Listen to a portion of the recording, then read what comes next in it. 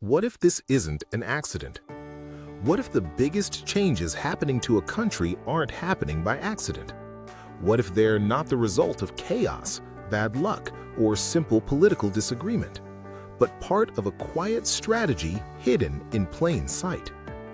In The Invisible Coup, investigative author Peter Schweizer makes a bold claim that immigration in the United States isn't just a humanitarian issue or a policy debate, but a tool deliberately used by powerful American elites and foreign governments to reshape the country's future. This isn't a story of tanks in the streets or sudden revolutions. It's a story of boardrooms, lobbying firms, foreign money, and policies that seem disconnected until you step back and see the pattern. Let's break it down. Section 1. What Schweizer means by an invisible coup. When most people hear the word coup, they imagine soldiers, violence, and a dramatic takeover. Schweizer says this coup is different. Instead of force, it works through policy. Instead of secrecy, it hides behind good intentions. And instead of overthrowing the government over might, it slowly changes a nation over decades. According to Schweizer, the invisible coup happens when unelected elites, corporate leaders, political donors, activist groups, and foreign powers use immigration policy to change voting demographics, suppress wages, expand political power, and weaken national cohesion, all without asking the average citizen for consent. It's not loud, it's legal, and that's exactly why it works. Section 2. Immigration as a political weapon. One of the book's central arguments is this: mass immigration isn't neutral. Schweizer argues that large-scale, uncontrolled immigration predictably benefits certain political factions, especially those who support bigger government, higher spending, and looser borders. He compares it to adding players to a game halfway through, players who didn't help build the rules, but who now influence the outcome. According to the author, new voters tend to support the policies that helped them arrive. Political parties understand this and plan for it. Over time, demographics become destiny. This isn't framed as a criticism of immigrants themselves. Schweizer repeatedly emphasizes that many immigrants are hardworking, family-oriented, and patriotic. The focus, he says, should be on who controls the system and why. Section 3. Corporate America's quiet role. Here's where the story gets uncomfortable. Schweizer argues that big corporations are some of the loudest supporters of mass immigration, but not for moral reasons. Why? Because more workers means lower wages, less bargaining power for labor, and higher profits. He points to industries like agriculture, construction, hospitality, and tech, where companies lobby aggressively for more foreign labor while publicly claiming it's about diversity or compassion. He compares it to flooding a job market with extra players. Suddenly, the value of each worker drops. And who pays the price? American workers, legal immigrants already here, and local communities strained by rapid population growth. Meanwhile, corporate profits rise quietly in the background. Section 4. The NGO pipeline. Another key piece of the puzzle, Schweizer says, is the vast network of non-governmental organizations, or NGOs. These groups receive taxpayer money, provide legal help, transportation, and housing, actively assist migrants entering and staying in the U.S. He describes them as the logistics wing of mass migration.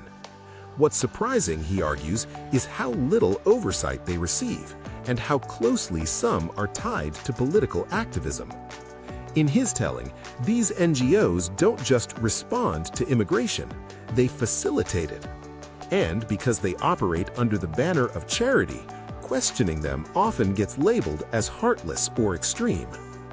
Section 5. Foreign governments playing the long game. Now zoom out beyond the U.S. Schweizer claims that some foreign governments view migration as leverage.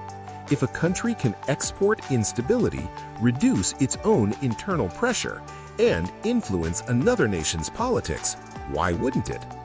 He cites examples where foreign regimes release prisoners or gang members knowing they'll migrate, encourage emigration to destabilize rivals, and use diaspora communities to influence U.S. policy. In this view, immigration becomes a kind of geopolitical chess move, slow, subtle, and incredibly effective. No invasion required.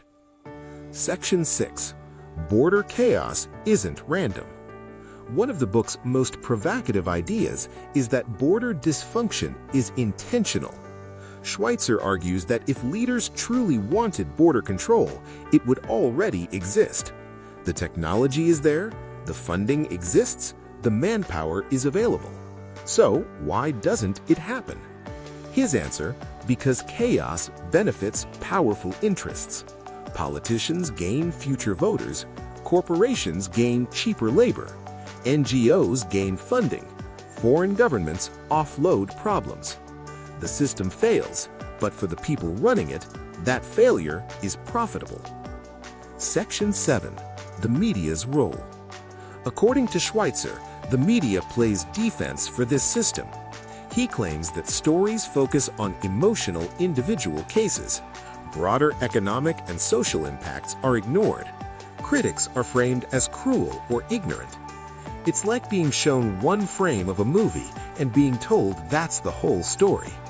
Schweizer argues this framing shuts down debate and prevents honest discussion about trade-offs, costs, and long-term consequences. Section 8. What gets lost along the way? Beyond politics and economics, Schweizer says something deeper is at stake: national identity. When immigration happens too fast, without integration or shared civic values, social trust erodes. He uses a simple metaphor. A house can welcome guests, but if no one agrees on the rules, the house eventually stops functioning. According to the book, assimilation, not just migration, is what made America strong in the past, and abandoning that principle risks turning diversity into division. Section 9. Is this about race? Schweizer says no. He rejects that outright.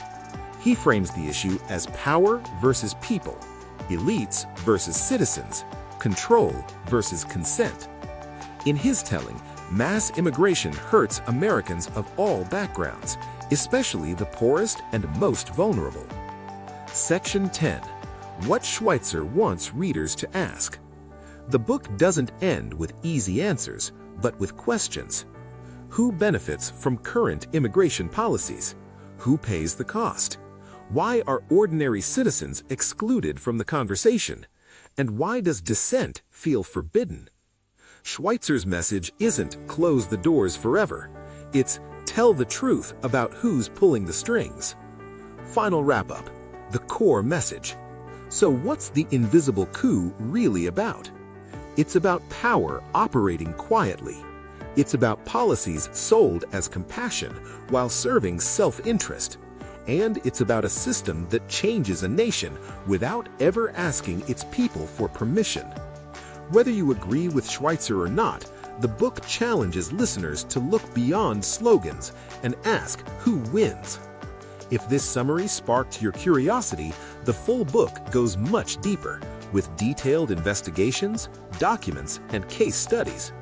You can find The Invisible Coup by Peter Schweizer on Amazon if you'd like to explore the complete argument for yourself. And if you enjoyed this summary, stay close.